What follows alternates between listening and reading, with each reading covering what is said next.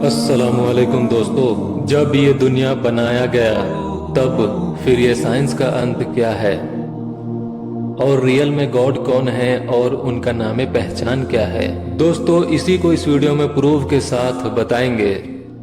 तो देखो AD Imroz Z videos और वो चीज जानो जो किसी ने नहीं बताया। अगर तुम समझदार होगे तभी समझ पाओगे इस वीडियो को, तो ध्यान से सुनो। दोस्तों, एक बच्चा नकल कर कर के सीखता है कि बोलना कैसे चाहिए, खाना कैसे खाना चाहिए और रहना कैसे चाहिए। एक बच्चा नकल कर कर के सीखता है, लेकिन ये आदत खत्म नहीं हो जाता। बड़े होने के बाद भी इंसान नकल कर कर के सीखता है कि समाज में कैसे रहना चाहिए। तो अब आओ हम तुम सबको 1500 साल पहले के लोगों की बुराइयों के बारे में बताते हैं, जो हिस्ट्री है, मतलब सच है। तो 1500 साल पहले अरब में बच्चियों को शर्म समझा जाता था। पैदा होते ही जमीन में जिंदा गाड़ देते थे। लेकिन ये लोग मुसलमान नहीं थे। उस टाइम पूरी दुनिया में बुराई फैली हुई थी और इंडिया में तो पहले हद पार काम किया जाता था। जैसे अगर कहीं पुल बना तो उस पर एक इंसान का जिंदा बलि दिया जाता था, और इसी तरह अगर कहीं गांव बसा तो इंसान को जिंदा बलि दिया जाता था। फिर अगर कहीं बांध बना तो इंसान की बलि, कहीं तालाब बना तो इंसान की बलि। बातों बातों में इंसानों की बलि दी जाती थी। अगर यकीन नहीं तो हिस्ट्री पढ़ो। अब साफ साफ सुनो, इंडिया में देवी देवता को खुश करने के लिए मासूम इंसानों को जिंदा बलि देते थे, मतलब काट डालते थे हिंदू लोग। दोस्तों, हिंदुओं के इस तरह की धर्म कांड को अंग्रेजों ने बंद करवाया था। ये हिस्ट्री है, कोई झूठ नहीं। फिर इंडिया में ही हिंदू लोगों में अगर किसी का पति मर जाता था तो उसकी पत्नी को, मतलब वाइफ को, जिंदा आग में जला दिया जाता था, जिसे 1830 ईस्वी में अंग्रेज सरकार ने बंद करवाया, जिसका नाम लॉर्ड बेंटिक था उस टाइम। फिर हिंदू समाज में ही छुआछूत माना जाता था।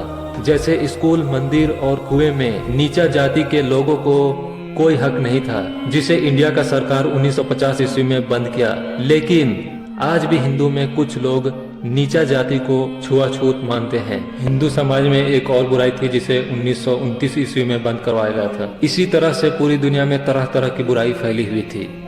फिर इंडिया में पहले नंगा मेला लगाया जाता था, जिसमें लोग नंगे जाते थे, लेकिन अब सिर्फ साधु संत लोग ही नंगे जाते हैं। इस मेला का नाम कुंभ मेला है। मतलब पूरी दुनिया में तरह तरह की बुराई फैली हुई थी। ये नंगा मेला सिर्फ इंडिया में ही नहीं, बाकी देशों में भी होती थी। फिर हिंदू समाज में नियोग प्रथा था, जिसे हिंदू औरत का, मतलब तरह तरह की बुराई फैली हुई थी। नियोग प्रथा को 1960 ईस्वी में बंद किया गया, जो हिंदुओं में प्रचलन था उस टाइम। फिर हिंदू समाज में जुआ और शराब आम बात था, धर्म का हिस्सा था, जो अब भी है हिंदुओं में अक्सर, जुआ, ताश और शराब। दोस्तों, लेकिन 1500 साल पहले पूरी दुनिया में जब मुसलमान नाम का कोई चीज नहीं था, तब पूरी दुनिया में औरतों को, लड़कियों को सिर्फ प्रॉपर्टी समझा जाता था। लड़कियों को खरीदा बेचा जाता था, मतलब लड़कियों को सिर्फ कमजोर सामान समझा जाता था, बेचने की चीज। बच्चों के साथ जुल्म होता था। तब शराब और जुआ पूरी दुनिया में आम बात था। यहाँ तक कि लड़कियों को जुआ में भी हार जीत करते थे लोग, और नशे में हत्या, जुए में घर बर्बाद, समाज अंधेरे में डूबा हुआ था। हजारों पत्थरों को खुदा मानकर पूजते थे लोग, और कानून सिर्फ जंगल का कानून था। तब जिसकी लाठी उसकी भैंस होती थी, जो ताकतवर वही राजा बनता था। गरीब की कोई सुनवाई नहीं थी। मेहनत करने के बावजूद भी लगान भरना पड़ता था। मेहनत करने के बावजूद भी गरीबों का कोई फायदा नहीं। और अफ्रीका, रोम और इंडिया जैसे देशों में नंगा मेला लगाया जाता था। बाकी देशों में मेला नहीं, लेकिन अक्सर लड़कियों को नंगा रखते थे या आधे कपड़ों में। मतलब पूरी दुनिया में सिर्फ और सिर्फ बुराई फैली हुई थी। अच्छाई किसे कहते हैं कोई नहीं जानता था। दोस्तों, मुझे हिंदुओं से कोई शिकायत नहीं। जो सच है मैं उसी को बोलता हूँ, और सच सिर्फ एक है, वो है अल्लाह, जिसने बनाया है दुनिया। ये मैं नहीं, ये साइंस कह रहा। दोस्तों, उस टाइम पूरी दुनिया में छोटी छोटी बातों पर खानदानों की लड़ाई पुश्तों तक चलती थी। यहाँ तक कि उन लोगों को ये बात भी पता नहीं रहता था कि किस बात पे लड़ाई शुरू हुई थी। दोस्तों, तब पूरी दुनिया के तमाम धर्मों में पत्थरों की पूजा, मूर्तियों की पूजा और नंगा नाच और शराब को फख्र समझा जाता था। मतलब बहुत ही बेहतरीन समझा जाता था। तब अरब में तारीफ के काबिल इंसान पैदा हुए, जिनकी तारीफ की हिस्ट्री लिखी गई है, जिनका नाम हजरत मोहम्मद मुस्तफ़ा सल्लल्लाहु अलैहि वसल्लम रहमतन लिल आलमीन है, पैदा हुए, जो पूरी दुनिया के शुरू से लेकर खत्म होने तक का सबसे अच्छा, सच्चा और नेक इंसान है और नबी भी है। जब मोहम्मद सल्लल्लाहु अलैहि वसल्लम बड़े हुए तारीफ के काबिल, तब अल्लाह ने फरिश्ते के जरिए कुरान का वही भेजा मोहम्मद सल्लल्लाहु अलैहि वसल्लम के पास। मतलब फरिश्ते ने कुरान का वही लाया मोहम्मद सल्लल्लाहु अलैहि वसल्लम के पास। फिर इस कुरान को मोहम्मद सल्लल्लाहु अलैहि वसल्लम ने बेहतर लिखने वालों से लिखवाया और सबको बताया कि छोटी छोटी बच्चियों को जिंदा दफन न करो, ये अल्लाह ने मना फरमा दिए हैं। दोस्तों, ये बात कुरान मजीद में चैप्टर 81 वर्स 8 में लिखा है। और लड़कियों को अपने लड़कों के बराबर समझो, उनका हक है बराबरी का। सबको बताया ये भी अल्लाह का हुक्म है जो कुरान में सही से लिखा हुआ है। और फिर मोहम्मद सल्लल्लाहु अलैहि वसल्लम ने बताया लड़कियों को नंगा मत दिखाओ, जिसे उस जमाने में फख्र समझा जाता था, इसको मना फरमाया और कहा यह भी अल्लाह का हुक्म है कि लड़कियों को पर्दा करो, इन्हें भी बराबर समझो। मतलब ये लोग भी आखिर इंसान हैं। साफ मतलब मोहम्मद सल्लल्लाहु अलैहि वसल्लम ने लड़कियों को उनका हक दिलवाया। क्या यकीन नहीं तो सुनो, मिसाल के तौर पर आज भी इंसान जानवरों को जबह करके उसका गोश्त खाता है, ये आदत है। इसी तरह अगर मोहम्मद सल्लल्लाहु अलैहि वसल्लम ना होते तो आज भी लड़कियों को बेचा और खरीदा जाता, जिस तरह से इंसान को आदत है जानवरों का गोश्त खाने का। दोस्तों, आगे चलते हैं। मोहम्मद सल्लल्लाहु अलैहि वसल्लम ने कहा आज से जो लोग अल्लाह पर यकीन रखते हैं वे लोग यकीन रख लो, अल्लाह ने इंसानों को और जमीन आसमानों को और सब कुछ को बनाया। और अल्लाह का फरमान है उनके नजदीक कोई गोरा काला, कोई गरीब अमीर नहीं, कोई राजा कोई फकीर नहीं, अल्लाह के नजदीक सब बराबर हैं। और मोहम्मद सल्लल्लाहु अलैहि वसल्लम ने फरमाया अल्लाह का कोई तस्वीर नहीं, कोई मूर्ति नहीं, अल्लाह सबसे बड़ा है, उनके बराबर कोई नहीं, अल्लाह अकेला है, उसी ने जमीनों आसमान को बनाया। और तुम्हें भी यकीन करो उस अल्लाह पर जो बहुत रहम दिल वाला है, और उसी ने इंसानों को बोलना सिखाया, उसी ने इंसानों को सीधा रास्ता दिखलाया कुरान देकर। और मोहम्मद सल्लल्लाहु अलैहि वसल्लम ने कहा आज से शराब और जुआ हराम है, मतलब गैर कानूनी है। आज से 1400 साल पहले, उस टाइम 600 ईस्वी चल रही थी, मतलब हिस्ट्री गवाह है, कोई झूठ नहीं। आज से 1400 साल पहले, उस टाइम 600 ईस्वी चल रही थी। दोस्तों, जैसा कि मैंने पहले ही बताया है, चाहे बच्चा हो या बड़ा, कुछ भी नकल करके ही सीखता है। पूरी दुनिया इस बात को नकल किया और सीखा, लेकिन 1400 साल बाद जिसे कुरान पहले ही बोल दिया है, क्या बोला है? कोई राजा कोई गुलाम नहीं, सब बराबर हैं।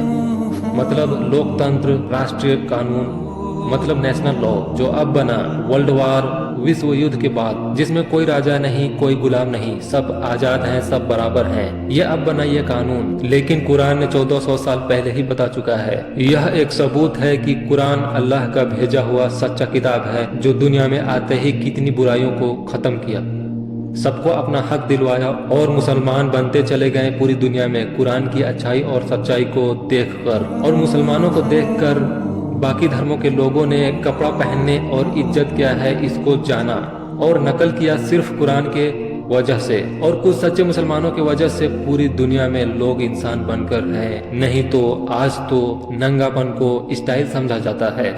तभी तो इतने बीच है दुनिया में। इन लोगों में और जानवरों में कोई फर्क नहीं, क्योंकि जानवर भी नहीं जानना चाहता कि क्यों बनाया गया है दुनिया, और ये लोग भी नहीं जानना चाहता कि क्यों बनाया गया है दुनिया, बल्कि ये लोग तो कहते हैं दुनिया अपने आप बन गया। मैं पूछता हूँ कि कोई एक ऐसा स्मार्टफोन भी बन जाता हवा में, या फिर एवोल्यूशन के जरिए एक ऐसा स्मार्ट इंसान पैदा क्यों नहीं हुआ जिनके पास पंख होता, जहाँ चाहे उड़ता फिरता।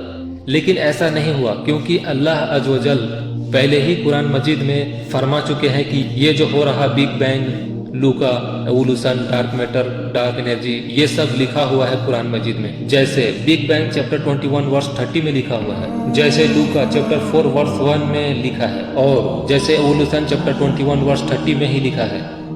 और dark matter, dark energy chapter 36 verse 40 में पहले से कुरान मजीद में लिखा हुआ है, और कुरान मजीद चैप्टर 39 वर्स 5 में लिखा हुआ है। और ये सब एक हिसाब मुकर्रर तक ही चल रहा है, मतलब सबका एक उम्र है, चांद सूरज का भी एक उम्र है। साइंस कहता है कि हाँ, सूरज खत्म होने के बाद न हमारा अर्थ बचेगा, न चांद, न सूरज, न मंगल ग्रह, न सौरमंडल, मतलब हमारा दुनिया पूरी तरह खत्म हो जाएगा। दोस्तों, सूरज के खत्म होने के बाद कुछ भी नहीं बचेगा जिंदगी के लिए। इसीलिए तो कुरान मजीद में लिखा है चैप्टर 39 वर्स 5 में कि सब कुछ एक टाइम तक ही चल रहा है। नास्तिक लोग जो अल्लाह को नहीं मानते, ये लोग अपनी माँ से, बहन से शादी कर सकते हैं फ्यूचर में, क्योंकि उनके पास कोई किताब नहीं जिसमें ये लिखा है कि ये गलत है। अगर आज नास्तिक लोग ऐसा नहीं करेंगे तो कल उनके बच्चे ऐसा करेंगे, क्योंकि इन लोगों के पास कोई किताब ही नहीं, क्योंकि ये लोग कोई धर्म को नहीं मानते। इन लोगों को सच्चाई को मान लेना चाहिए, क्योंकि बात सिर्फ इन लोगों की नहीं बल्कि इन लोगों के बच्चों का फ्यूचर का सवाल है, जो लोग आने वाले टाइम में अपने माँ बहन, अस्तगफिरुल्लाह, ये मैं नहीं कह रहा, ये इन लोगों का हालात कह रहा। जान लो, सबसे बड़ा बेवकूफ गधा ही होगा जो कहता है कि ये दुनिया अपने आप शुरू हुआ और चल रहा है। मिसाल के तौर पर कोई इंसान ये बोलेगा कि जियो कासिम अंबानी का नहीं है, जियो कासिम अंबानी ने नहीं बनाया। कोई पूछेगा कैसे, तो बोलेगा मैं अपना आंख से देख कर आया हूँ। जियो कासिम फैक्ट्री में जब बन रहा था तब अंबानी चाय पी रहा था, इसलिए जियो कासिम अंबानी का नहीं है बल्कि फैक्ट्री का है, क्योंकि मैंने अपनी आंख से देख कर आया हूँ कि फैक्ट्री में सिम बन रहा था तब अंबानी चाय पी रहा था। इसी तरह नास्तिक लोग कहते हैं कि ये दुनिया अपने आप बना बिग बैंग से, और बिग बैंग अपने आप हुआ था। इन बेवकूफ़ों से मैं कहना चाहता हूँ कि बिग बैंग भी तो कुरान मजीद में पहले से लिखा हुआ है चैप्टर 21 वर्स 30 में। अगर बिग बैंग अपने आप होता तो क्या बिग बैंग के बारे में कुरान मजीद में यूं ही लिख दिया गया है? नहीं, क्योंकि कुरान ही सच है, जिसमें लिखा है कि हर शय मरेगा, मतलब हर जानदार चीज को मौत आनी है और मौत आकर रहेगा। और इसी कुरान मजीद में लिखा है और इंसानों और जिनों को हिसाब देना पड़ेगा मरने के बाद। और अगर नास्तिक लोगों के मुताबिक अगर ये दुनिया अपने आप बना होता तो उन लोगों का क्या जो लोग मर चुके हैं, और वो लोग कहाँ गए? क्या नास्तिक लोगों को ये पता है? नहीं पता। तो अब सच सुनो, जो लोग मर गए हैं वे लोग कहाँ चले गए हैं? ये बात सच्चा किताब कुरान मजीद में लिखा हुआ है। अल्लाह ने कुरान मजीद में फरमाया चैप्टर 17 वर्स 49 एंड 51 में कि कह दो इन लोगों को कि इनकी हड्डियां चाहे लोहा हो जाए या पत्थर, फिर भी सबको फिर से जिंदा करेगा अल्लाह, जिसने तुम्हें पहली बार जिस तरह पैदा किया था। आज साइंस तरक्की किया, अब हम सब जानते हैं कि हड्डियां लॉन्ग टाइम में मिट्टी के दबाव, टेम्परेचर और हवा के कमी के कारण लोहा या पत्थर में बदल सकता है। ये हड्डियों के लोहा और पत्थर में बदलने के बारे में कुरान मजीद में कौन लिख सकता है? बेशक अल्लाह है। फिर सुनो, कुरान मजीद चैप्टर 30 वर्स 11 में लिखा है अल्लाह तुम्हें फिर से उसी तरह जिंदा करेगा जिस तरह पहली बार जिंदा किया था, यहाँ तक कि तुम्हारे पूरे हाथ का प्रिंट मतलब फिंगरप्रिंट को भी वैसा ही फिर से बनाएगा। साइंस आज तरक्की किया, अब हम सब जानते हैं पूरी दुनिया में किसी का फिंगरप्रिंट किसी से मैच नहीं करता। यहाँ तक कि एक इंसान का right hand fingerprint and left hand fingerprint भी मैच नहीं करता। ये फिंगरप्रिंट के बारे में बिना मशीनों के कौन जान सकता है? बेशक अल्लाह है। फिर सुनो, कुरान मजीद चैप्टर 22 वर्स 7 में लिखा है अल्लाह तुम्हें जमीन के नीचे से उठाएगा जिंदा करके दोबारा, जो कि कुरान मजीद में लिखा हुआ है। ये बात कौन जान सकता था उस टाइम? बेशक अल्लाह है। तो क्या ये लोग अभी ईमान नहीं लाएंगे, मतलब यकीन नहीं करेंगे कि अल्लाह है? सबूत है कुरान मजीद।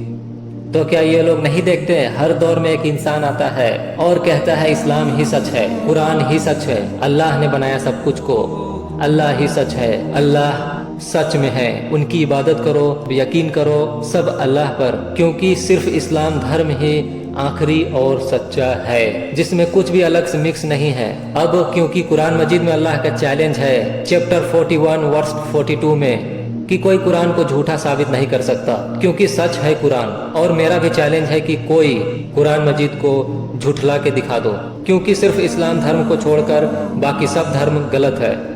जिस तरह से 2 + 2 = 4 सच है, इसमें यहाँ 2 + 2 = 1 2 3 5 6 7 8 9 10 11, यहाँ 4 को छोड़कर सब मैथ लिख दो, सब गलत होगा, क्योंकि दुनिया का हर चीज सिर्फ एक है, उसका कोई दूसरा नहीं।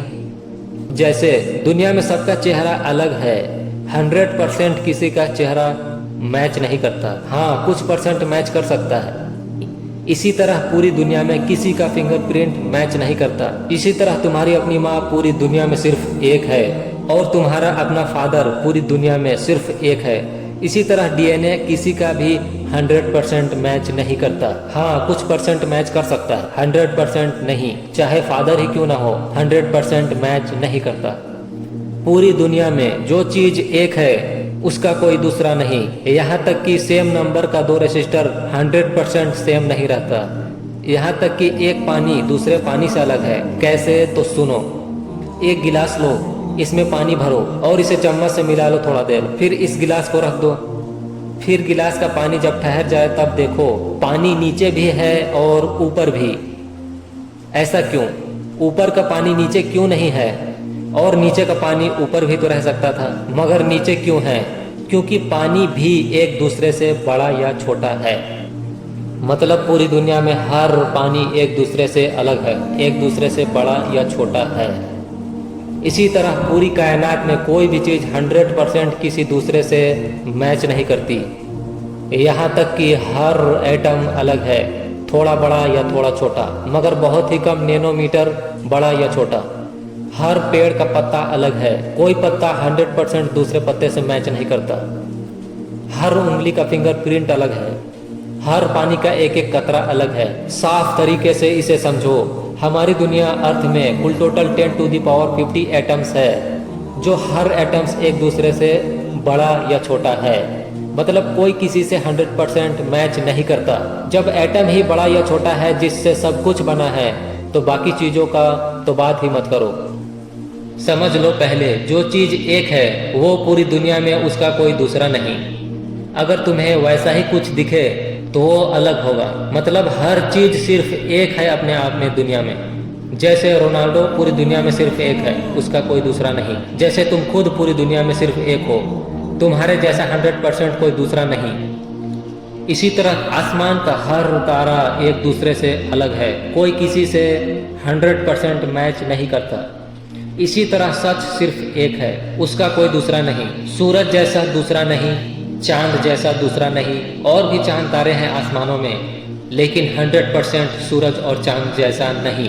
मतलब पहला का दूसरा नहीं, और दूसरा का कोई तीसरा नहीं, और तीसरा का कोई चौथा नहीं, और चौथा का कोई पांचवा नहीं। इसी तरह से मतलब हर एटम एक दूसरे से बड़ा या छोटा है, इसीलिए अलग अलग जगह में सरवाइव करता है।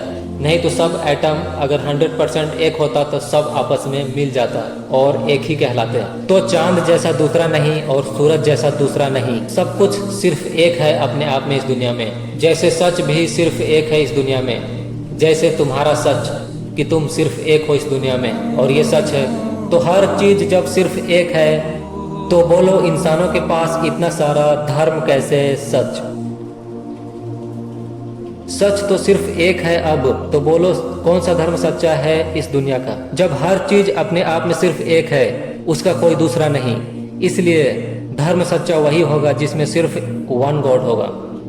अब गौर से सुनो, ऐसा तो सिर्फ इस्लाम धर्म ही है जिसमें लिखा है अल्लाह सिर्फ एक है और उसका कोई दूसरा नहीं। मतलब सिर्फ अल्लाह ही सच है। अल्लाह ही ने जमीनों आसमानों को बनाया और हर चीज को।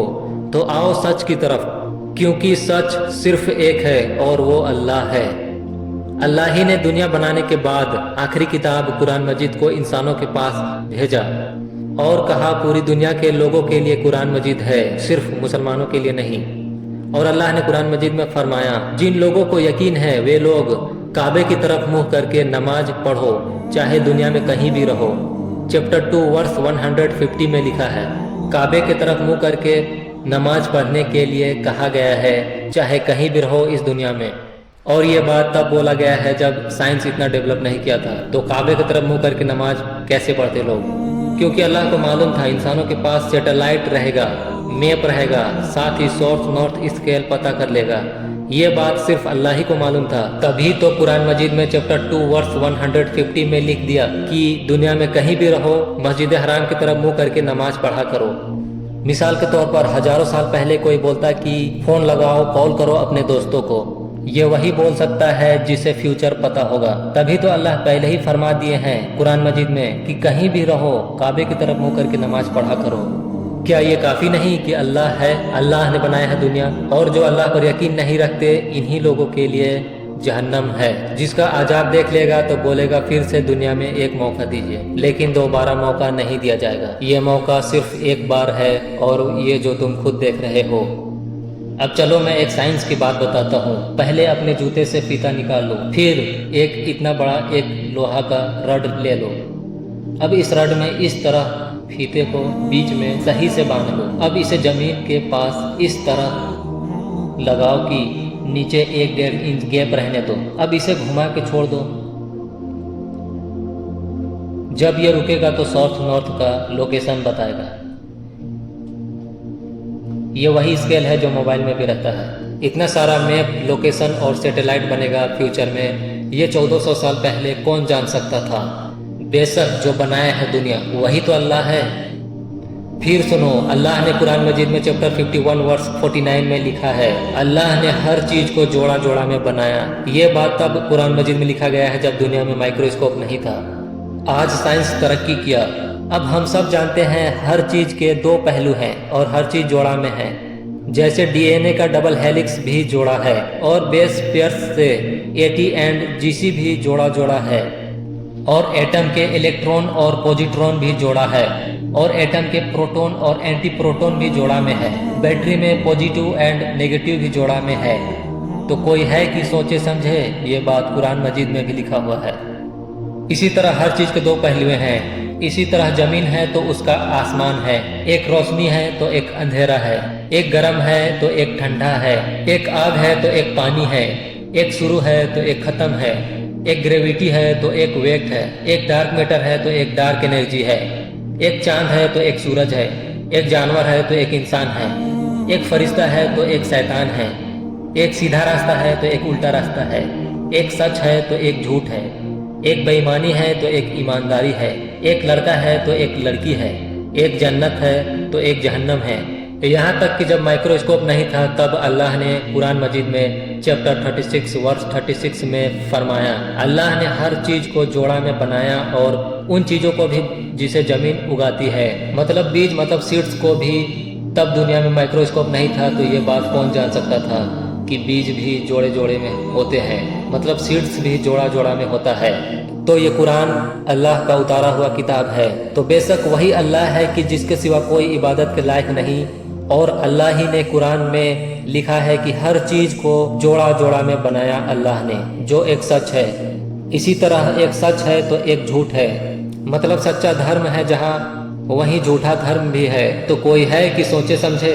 तो क्या अब भी यकीन नहीं कि कुरान को कोई झूठला नहीं सकता, इस्लाम धर्म ही सच्चा है। अब एक और सुनो दोस्तों, लाखों सालों से पूरी दुनिया का इंसान मीट मतलब गोश्त खा रहा है, उन जानवरों का जो हरी चीजें खाते हैं जैसे पत्ते, घास, साग। और अगर इन जानवरों को इंसान के जरिए कम नहीं किया जाता तो, मतलब जानवरों का गोश्त को ना खाते इंसान, तो मिलियनों सालों तक इन जानवरों की आबादी आज दुनिया में इतनी बढ़ जाती कि इंसान कम पड़ जाते इनके सामने, क्योंकि इन जानवरों को खाना आसानी से मिल जाता है जैसे घास, हरी चीजें, इसीलिए इनकी आबादी आज दुनिया में बढ़ जाती।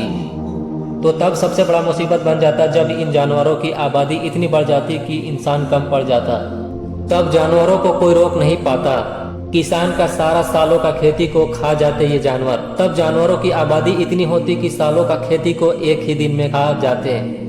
तो सोचो इंसान क्या खाता, खेती को जानवर खा जाते तो किसान तो एक ही दिन में बर्बाद हो जाता। तो इंसानों का क्या होता, न खाना, न सब्जी, न फल, न अनाज, तो तुम पैदा कैसे होते। और तुम और ये लोग और जिधर तिधर जानवर मरे पड़े रहते हैं, महीनों तक बदबू और गोबर हर तरफ। सोचो ये बात किसको पता था कि ऐसा होगा। वही तो है जिसने बनाया है दुनिया, वही अल्लाह है, यानी अल्लाह है जिन्होंने ही ये इजाज़त दिया कि ये जानवर खाने की चीज़ है, ये हलाल है, खा सकते हो, और सुअर, कुत्ता, बिल्ली नहीं खाना है, ये हराम है। अब हिरन की आबादी क्यों नहीं बढ़ी, तो जान लो सबसे ज़्यादा खाया जाने वाला जानवर आज तक का हिरन ही था, मगर अब बैन है तो हिरन को नहीं खा सकते हो। तो बेशक अल्लाह है जिन्हें मालूम था कि इन जानवरों की आबादी बढ़ने वाली है, और इसलिए भी इन जानवरों को खाने की इजाज़त दिए हैं। बकरी, ऊंट, बैल, मुर्गी, गाय, मछली ये सब खा सकते हो, इन जानवरों को खाने की इजाज़त है। और जहाँ तक रह गई बात हिंदू लोगों की, तो सुनो, 100 चूहे खा के हिंदू चले कुंभ मेला नंगा बाबा देखने। सच जान लो, आज से मतलब कुछ साल पहले हिंदू लोग भगवान को, देवी देवता को खुश करने के लिए सीधा इंसान को ही बलि देता था, मतलब काट डालता था जिंदा इंसान को बलि के नाम पर, वो भी कुछ साल पहले तक, जिसे कुछ साल पहले अंग्रेज सरकार ने इसे बंद करवाया था।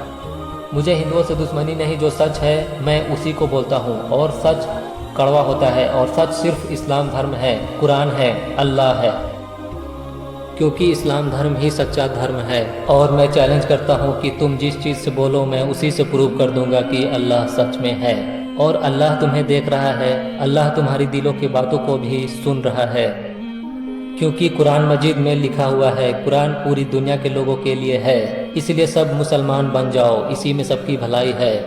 यकीन नहीं तो फिर सुनो, अल्लाह सुब्हानहू व तआला कुरान मजीद में फरमाते हैं, चैप्टर 22 वर्स 29 में लिखा है, और कुरान मजीद के मुताबिक सबसे बेहतर इबादत मतलब पूजा काबे का तवाफ है, मतलब काबा का चक्कर इंसान लगाता है, इसको सबसे बेहतर पूजा कहा गया है, मतलब काबा का गोल चक्कर लगाना सबसे बेहतर इबादत है, ये कुरान मजीद में लिखा हुआ है।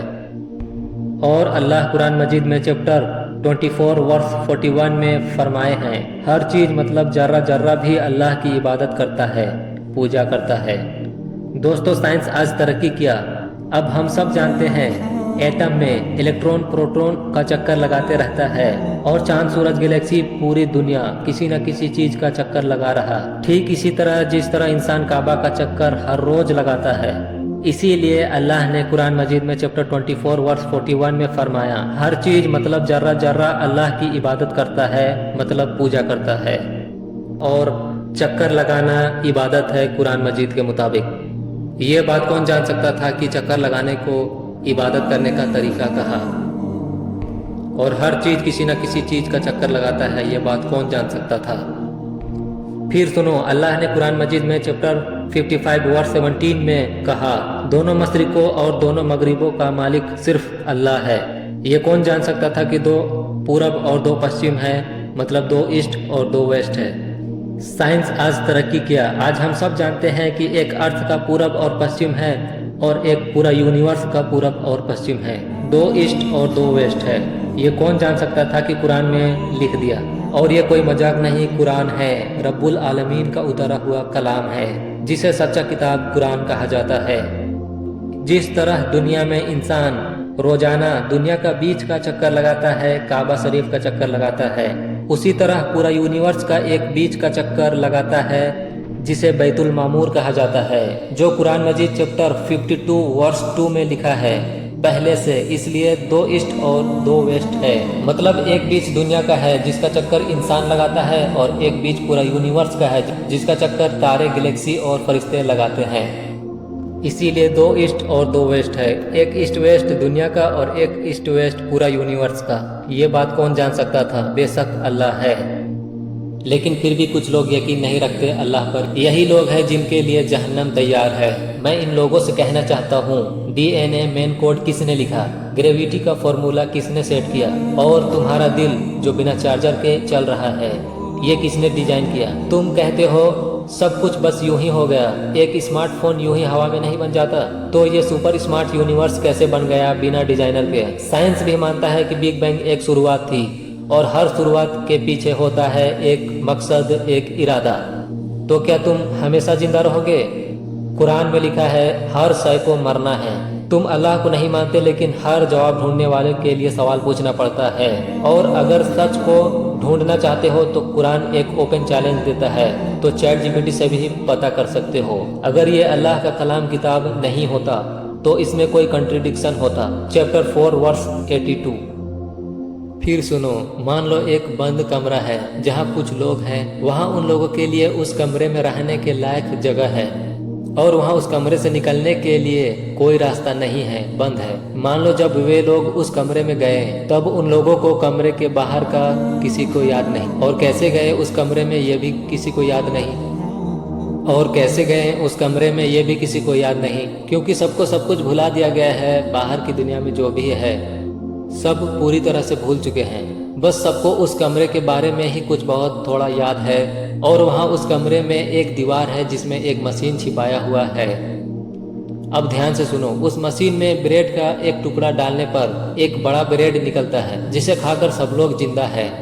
मतलब मशीन में जिधर से एक रोटी का टुकड़ा डालो तो वहीं से बड़ा रोटी निकलता है। सोचो, क्या इस हालत में क्या ये लोग ये बोलेंगे कि हम सब अपने आप इस कमरे में बंद हुए हैं और दीवार का ये मशीन अपने आप चल रहा है, क्योंकि यहाँ एक रोटी का टुकड़ा डालते हैं तब एक बड़ा रोटी निकलता है, इसलिए ये अपने आप ही चल रहा है ये मशीन, इसलिए इट इज नेचुरल। क्या ये बोलेंगे ये लोग?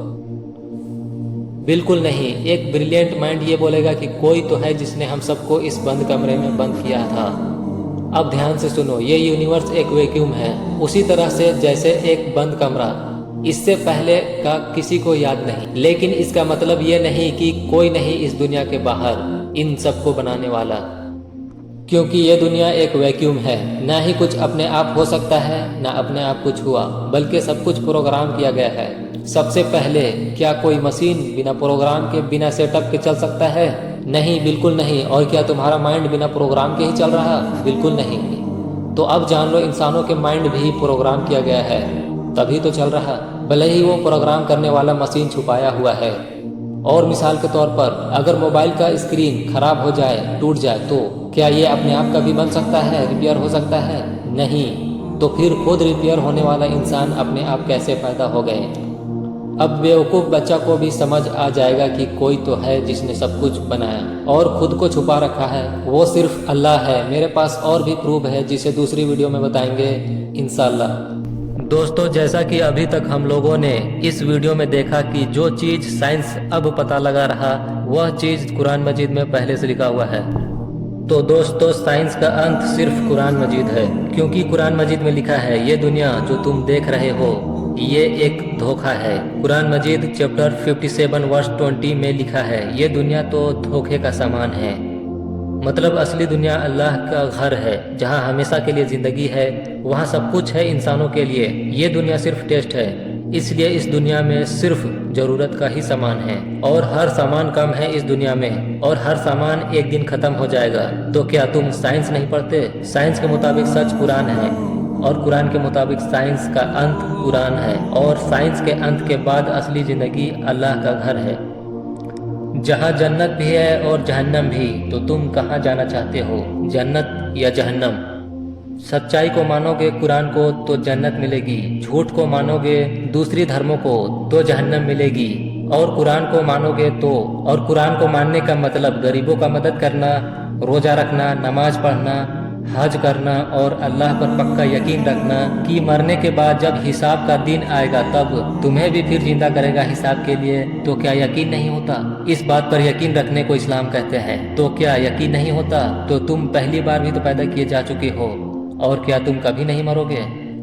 फिर सुनो, जिस तरह से गुब्बारा फुलाया जाता है बस वैसा ही आसमान भी फैल रहा है, और अल्लाह खुद उसे फैला रहा है। ये कुरान मजीद में लिखा हुआ है चैप्टर 51 वर्स 47 में। दोस्तों, साइंस आज तरक्की किया। नासा के साइंटिस्ट ने जब टेलीस्कोप से आसमान को देखा तो पता चला कि गैलेक्सी एक दूसरे से सब दूर जा रहे हैं, मतलब फैलते जा रहे हैं, जो कुरान मजीद में पहले से लिखा हुआ है।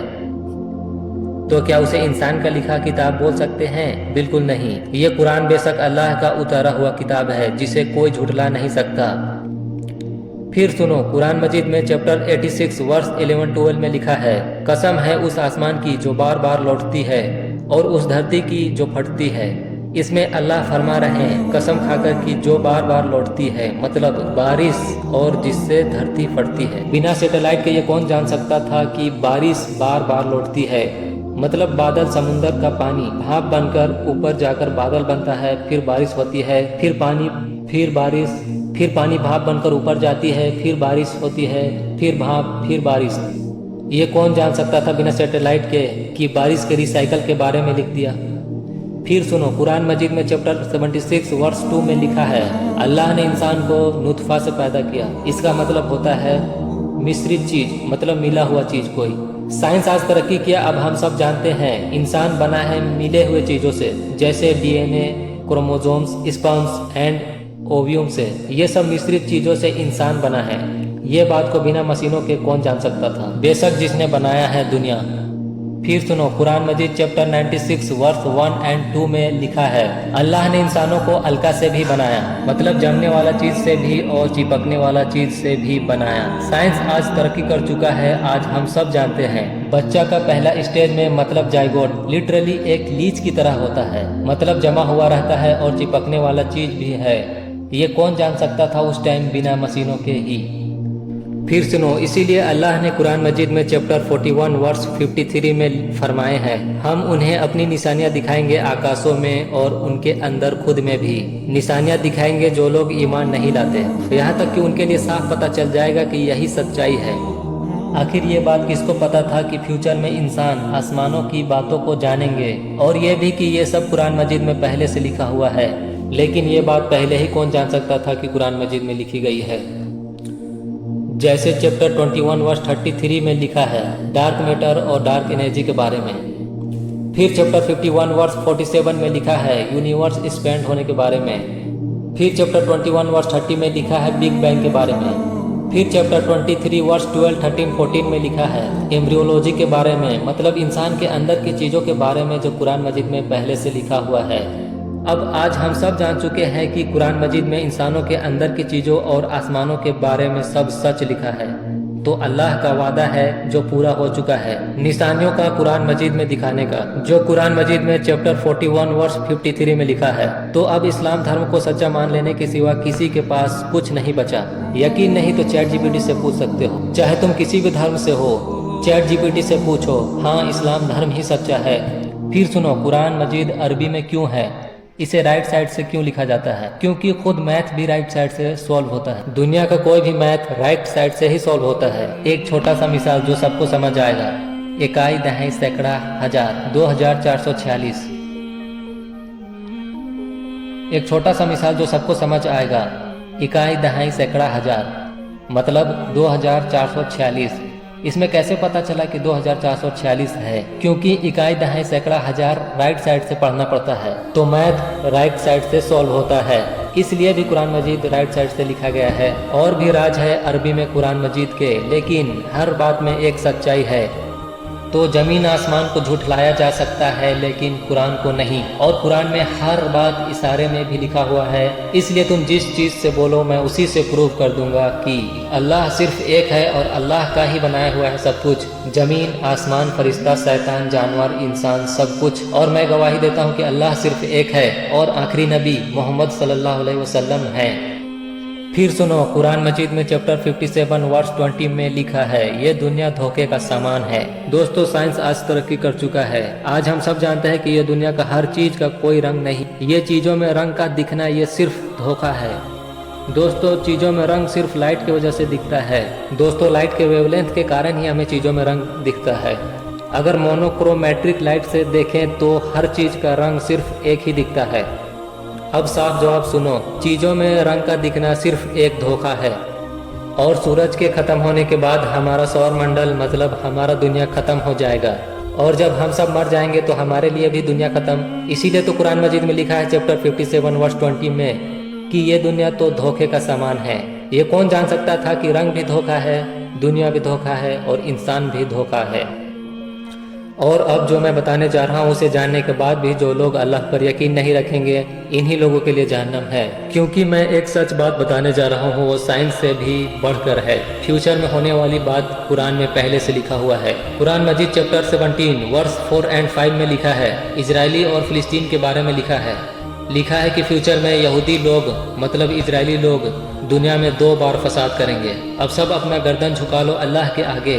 आज फ्यूचर में हम सब पैदा हुए हैं, आज हम सब देख चुके हैं कि फिलिस्तीन में इजरायली यहूदी लोगों ने किस तरह फसाद किया है, जुल्म किया है। क्या ये काफ़ी नहीं कि अल्लाह ही है जो फ्यूचर जानता था, जो कि कुरान मजीद में सच्चा किताब में लिख दिया, फरमा दिया। तो इसीलिए जहन्नम बनाया गया है, क्योंकि कुछ लोग कुरान को जानना ही नहीं चाहता कि कुरान क्या कह रहा है। अच्छाई को छोड़कर पूरी दुनिया किस तरह से बर्बाद है तो सुनो।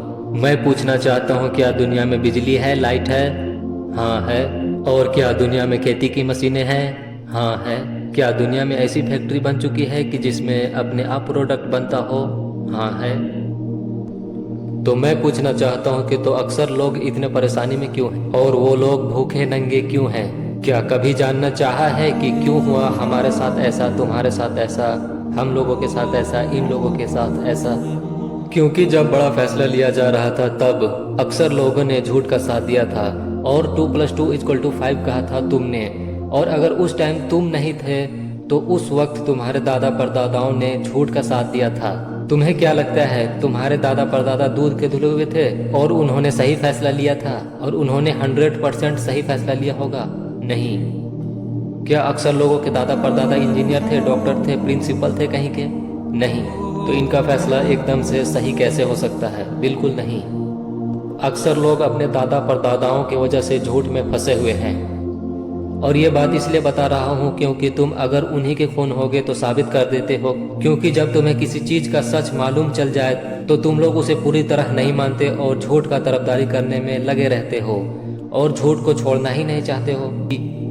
लिहाजा इसी वजह से आज भी गरीब लोग भूखे पेट बदहाली की जिंदगी जी रहे हैं, खास जमाना कितना भी आगे निकल चुका हो। और ये सिर्फ सच को नहीं मानने वालों की वजह से ही हो रही, और इन्हीं लोगों की वजह से जो झूठ को छोड़ना ही नहीं चाहते हैं, और इन्हीं लोगों की वजह से आज भी दुनिया में फसाद और पैसे और बंटवारे में दुनिया फंसी हुई है।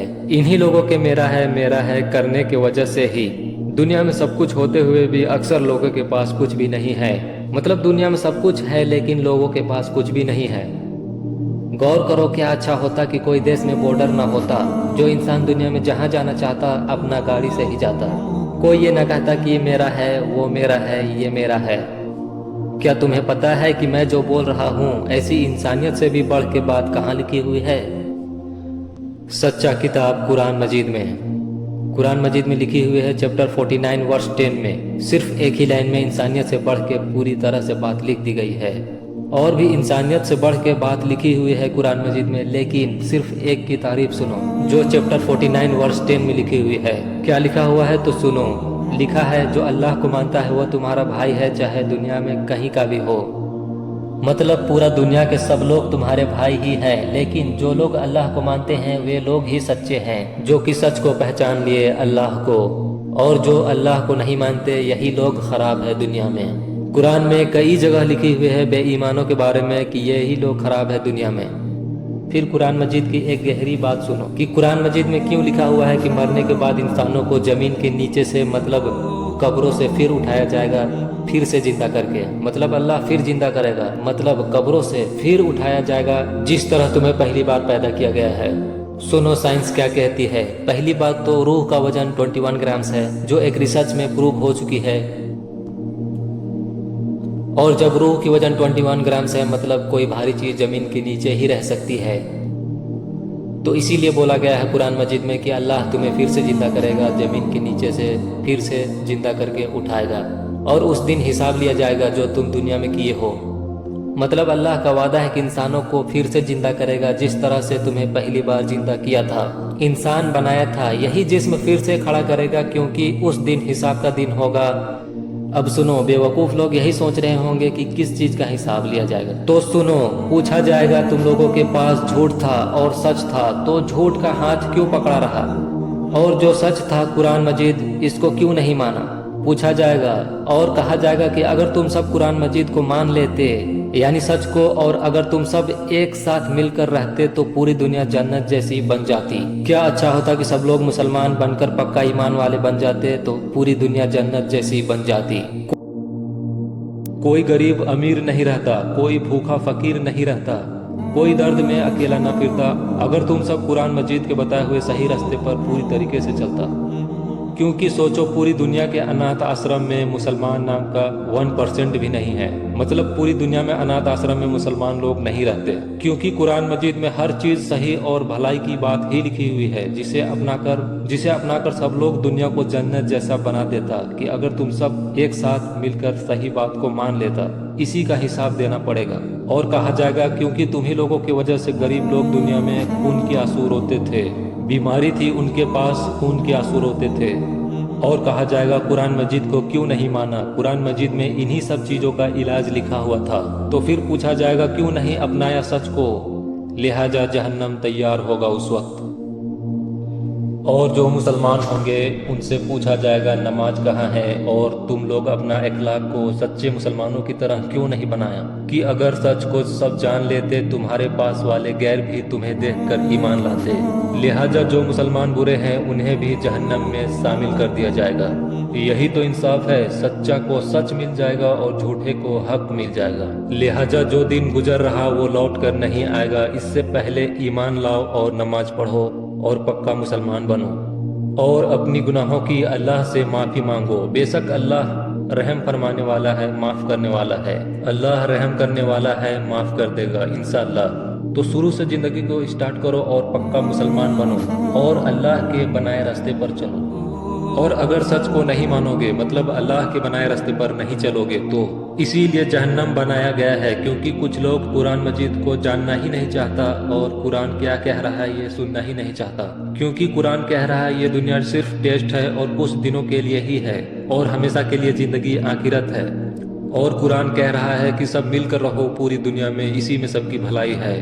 क्योंकि इंसानों का दुश्मन सिर्फ शैतान है और जिसे कोई देख नहीं सकता, क्योंकि शैतान इंसानों को नाकाम करने में लगा हुआ है और सबको झूठ में फंसा रखा है ये जाने वाला दुनिया में। तो दोस्तों, जैसा कि पहले ही बता चुके हैं कि दुनिया में हर चीज जोड़ा जोड़ा में है और जिसे इंसान नहीं देख सकता वो भी जोड़ा जोड़ा में है। ये बात कुरान मजीद में 1400 साल पहले ही लिखी जा चुकी है। जैसा कि हर चीज जोड़ा जोड़ा में है, जैसे एक असली दुनिया तो एक नकली दुनिया, और शैतान इंसानों को असली दुनिया तक पहुंचने ही नहीं देना चाहता सही रास्ते के साथ। इसीलिए कुरान मजीद में लिखी हुई है कि कुरान को मानने वाले फायदे में रहेंगे और नहीं मानने वाले नुकसान में रहेंगे। कुरान की सच्चाई ये है कि साइंस भी कुरान की गवाही देती है, जिसे कोई भी चैट जीपीटी से भी पूछ सकता है। इसलिए तुम जिस चीज से बोलो मैं उसी से प्रूव कर दूंगा कि अल्लाह ही सच है और कुरान सच है और साइंस का अंत भी सिर्फ कुरान ही है। और मैं गवाही देता हूँ कि अल्लाह सिर्फ एक है और उसके सिवा कोई माबूद नहीं। अशहदु अल्ला इलाहा इल्लल्लाह व अशहदु अन्ना मुहम्मदन अब्दुहु व रसूलुहु।